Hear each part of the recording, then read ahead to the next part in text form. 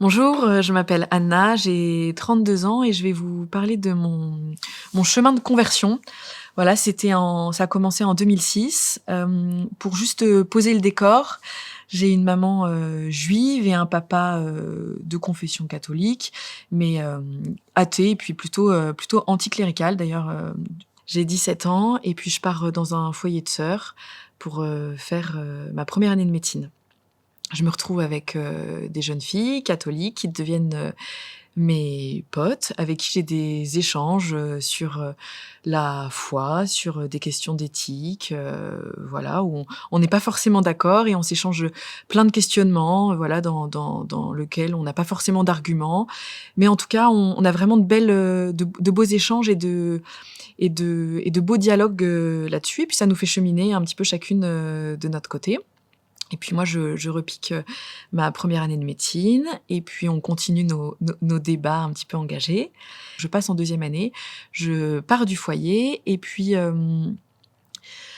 du coup, un jour, pendant ma deuxième année, je me pose la question, j'ai des amis qui me proposent d'aller à la messe, pour, un dimanche et puis, je me retrouve, au milieu de cette messe, qui dure, 2 heures parce que, c'est la messe des rameaux et que c'est une messe qui dure assez longtemps et du coup, en sortant de la messe, je me dis: «Plus jamais j'irai», j'ai trouvé ça long et assez barbant et puis après, le vendredi, je me retrouve devant un film, qui s'appelle La Passion de Mel Gibson qui m'a assez bouleversée, voilà donc comme ça, tout au long de ces 3 années, mes 2 premières années de médecine et cette deuxième année, il y a des petits, il y a des petits moments où voilà, je parle de foi, Dieu vient un petit peu, s'introduire, dans ma vie de façon discrète, mais quand même présente et à la fin de cette deuxième année de médecine où je ne bosse pas, des masses, j'ai des rattrapages et puis, pour, travailler, mes rattrapages, j'ai des amis qui me proposent, de venir, à Lourdes. Donc Lourdes, c'est un lieu de pèlerinage, assez connu, dans le monde et du coup, je viens bosser mes rattrapages et puis au bout d'une journée, j'en ai marre de travailler donc j'assiste à des témoignages tout au long de la semaine et pendant, il y a un couple qui témoigne, pendant cette semaine, qui vient raconter, sa conversion, qui vient témoigner de sa conversion et puis à la fin de ce témoignage, il chante un chant à la Vierge et ce chant vraiment me bouleverse profondément. J'ai une sensation, intérieure vraiment, enfin, je sais pas comment vous expliquer, mais voilà, en tout cas la sensation, de que Marie, vient en moi et puis voilà, qu'elle vient prendre ma main, qu'elle prend la main de Jésus et qu'elle les met vraiment ensemble et qu'elle dit: «Bah, voilà, maintenant vous allez faire, chemin ensemble et vous allez,